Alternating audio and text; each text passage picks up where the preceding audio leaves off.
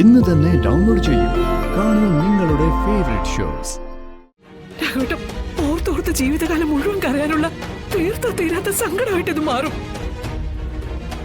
അതുകൊണ്ടാണ് ഞാൻ എടുത്തെടുത്ത് ചോദിക്കുന്നത്. രാഘവട്ട, ഈ എഴുതിയതിൽ എന്തെങ്കിലും സത്യം ഉണ്ടോ? ഇപ്പത്തെ പ്രശ്നം ഈ പേപ്പറില്ലേ? ഒരുമിച്ച് സ്നേഹത്തോടെ ജീവിക്കാനായിട്ടാ. ആദ്യം മകനെ അത് പറഞ്ഞു പഠിപ്പിക്കാൻ നോക്ക്.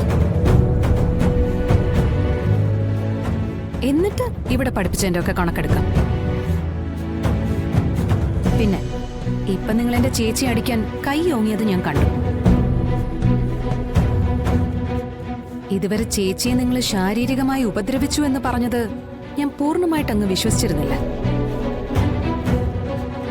പക്ഷേ ഇപ്പൊ എനിക്ക് പലതും മനസ്സിലായി. പിന്നെ ഇനി ഇതിൽ എന്തെങ്കിലും ഒരു തീരുമാനം ഉണ്ടാകണമെങ്കിലും ഇനി മുന്നോട്ടുള്ള പോക്കിനും രാജീവ് സാർ ഇവിടെ വരണം. വന്ന് സംസാരിച്ചിട്ടേ ഇനി ഇതിലൊരു നീക്കുപോക്കുള്ളൂ.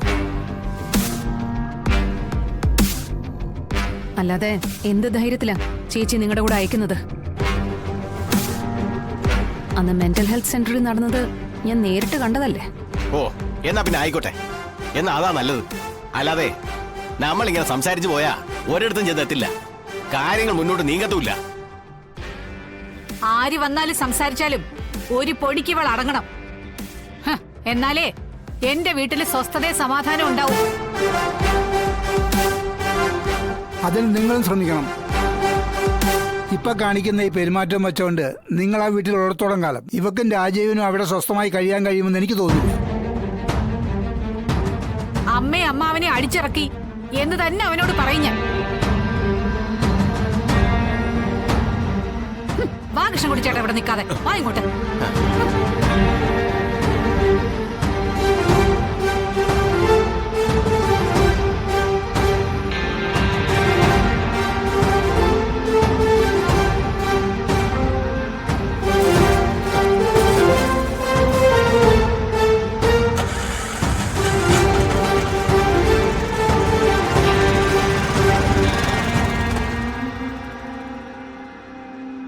ഈശ്വര, ഇതിനെങ്ങനെ ഒരു പരിഹാരം കാണുന്നത്? പരിഹാരം ഉണ്ടാവും അമ്മേ. പക്ഷേ അതിന് രാജീവ് സാർ ഇവിടെ വരണം. വരട്ടെ, എന്നിട്ട് നമുക്ക് ബാക്കി നോക്കാം.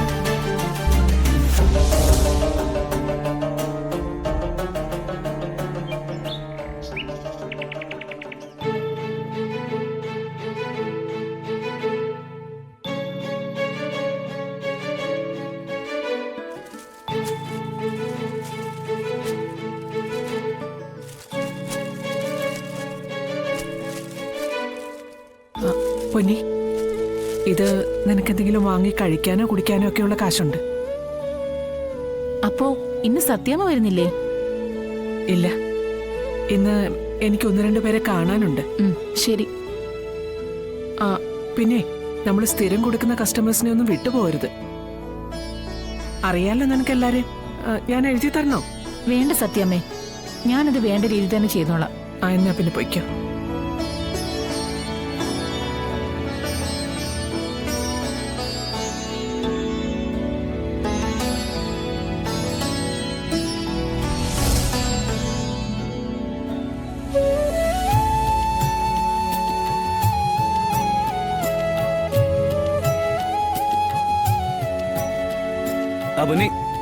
സാർ, ഭാമൊരുന്നില്ലേ കൂടെ? ഇല്ല, എന്നോട് പൊയ്ക്കോളാൻ പറഞ്ഞു.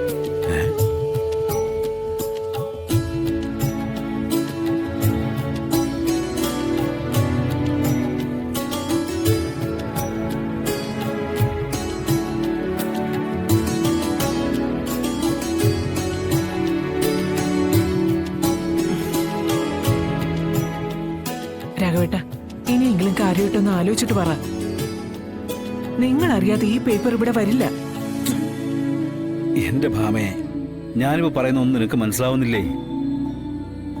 എനിക്ക് പേപ്പറിനെ പറ്റി ഒരു അറിവുമില്ല. നീ നോക്കിയേ, അത് ഞാൻ എഴുതിയല്ല, അത് എന്റെ കേശമല്ല. നീ ഇത് എപ്പോ ചോദിച്ചാലും ഞാൻ അതേ പറയൂ. കാരണം എനിക്കറിയാവുന്നല്ലോ, എനിക്ക് പറയാൻ പറ്റൂ. പിന്നെ പിന്നെ എങ്ങനെ നമ്മുടെ മുറിയില് ഈ കടലാസ് വന്നു? നമ്മൾ രണ്ടുപേരും അല്ലാതെ ആരാ ഇവിടെ ഉള്ളത്? ഇനിയിപ്പോ പൊന്നു പിള്ളേ വന്നാലും, അല്ലെങ്കിൽ തന്നെ ഇങ്ങനെ ഒരു കാര്യത്തിന് അവർക്ക് അഭിപ്രായം പറയേണ്ട കാര്യമില്ലല്ലോ. ഇതെനിക്ക് ഉറപ്പുണ്ട്, നിങ്ങൾ മൂലമല്ലാതെ ഈ ലെറ്റർ അവിടെ വരില്ല. എന്റെ ഭാമേ, എനിക്ക് വയ്യ. എന്റെ ഭാമേ, ഇത് നിന്നെ കളിപ്പിക്കാൻ വേണ്ടി ആരോ ചെയ്യാതെ എനിക്ക് പറയാൻ പറ്റൂ. അതെ, സത്യയുടെ കാര്യത്തിൽ നീ കാണിക്കുന്ന പിടിവാശി അറിയുന്ന ആരോ ഒരാള് അയാളുടെ കൈപ്പടയിൽ എഴുതി തയ്യാറാക്കിയതാ ഇത്. അങ്ങനെ എന്നെ ചിന്തപ്പാടിലാക്കിയിട്ട് ആർക്ക് എന്ത് പ്രയോജനം ഇതിന്ന് കിട്ടുന്നത്? അല്ലെങ്കിൽ തന്നെ നമ്മുടെ ഇടയിൽ മാത്രം സംസാരിക്കുന്നതും ചർച്ച ചെയ്യുന്നതുമായ ഒരു കാര്യം പുറത്തുള്ള ഒരാളിലേക്ക് എങ്ങനെ എത്താനാ? ഇതെന്തായാലും പുറത്തുള്ള ആരും ചെയ്തു വെച്ചിരിക്കുന്ന പണിയല്ല, അകത്തുള്ള പണി തന്നെയാണ്. ഒന്നുകിൽ നിങ്ങൾ എന്റെ മുന്നിൽ കാണിക്കുന്നത് മുഴുവൻ അഭിനയോ, സത്യം മറച്ചു വെച്ചുകൊണ്ടുള്ള അഭിനയം, അല്ലെങ്കിൽ മറ്റെന്തൊക്കെയോ ലക്ഷ്യങ്ങൾ വെച്ചുകൊണ്ടാ നിങ്ങൾ ഇത് എഴുതിയിരിക്കുന്നത്. പിന്നെ ഭാമ സംശയിക്കാൻ എന്നെ തന്നെ ലക്ഷ്യം വെച്ചാണ് പോലും. എന്താ ലക്ഷ്യമാ? പിന്നെ ഇത് അന്താരാഷ്ട്ര കാര്യമില്ലയോ, ഗൂഢാലോചന നടത്തി കാര്യം നടത്താൻ? രാഘവേട്ട, എനിക്കിത് അന്താരാഷ്ട്ര പ്രശ്നം തന്നെയാ. ഞാൻ വർഷങ്ങളായി അറിയാൻ ആഗ്രഹിച്ച് നടന്ന സത്യങ്ങളായത്, അതാ ഇതിൽ എഴുതി വെച്ചിരിക്കുന്നത്. രാഘവേട്ട, ഇത് സത്യമാണെങ്കിൽ ഞാൻ ആ ശാലിനിയോടും കുഞ്ഞിനോടും ചെയ്തത് കടുത്ത ദ്രോഹമായിട്ട് മാറും, പൊറുക്കാനാവാത്ത തെറ്റായിട്ട് മാറും. രാഘവേട്ട, ഓർത്തോർത്ത് ജീവിതകാലം മുഴുവൻ കരയാനുള്ള തീർത്ത തീരാത്ത സങ്കടമായിട്ട് ഇത് മാറും. അതുകൊണ്ടാണ് ഞാൻ എടുത്തെടുത്ത് ചോദിക്കുന്നത്, രാഘവേട്ട, ഈ എഴുതിയതിൽ എന്തെങ്കിലും സത്യമുണ്ടോ? ഇപ്പത്തെ എന്ത് പ്രശ്നം? ഈ പേപ്പറില്ലേ? ഇങ്ങനെ പേപ്പറോടെ കൊണ്ടൊന്നും ആരും വെച്ചിട്ടില്ല, ആരും എഴുതിയിട്ടില്ല. പോകില്ല, രാഘവേട്ട, ഓ തീർന്നില്ല നിന്റെ പ്രശ്നം. തോന്നിയ കൊണ്ട് നടക്കും. ഇനി ഇതിനാരും മിണ്ടി പോരുത്.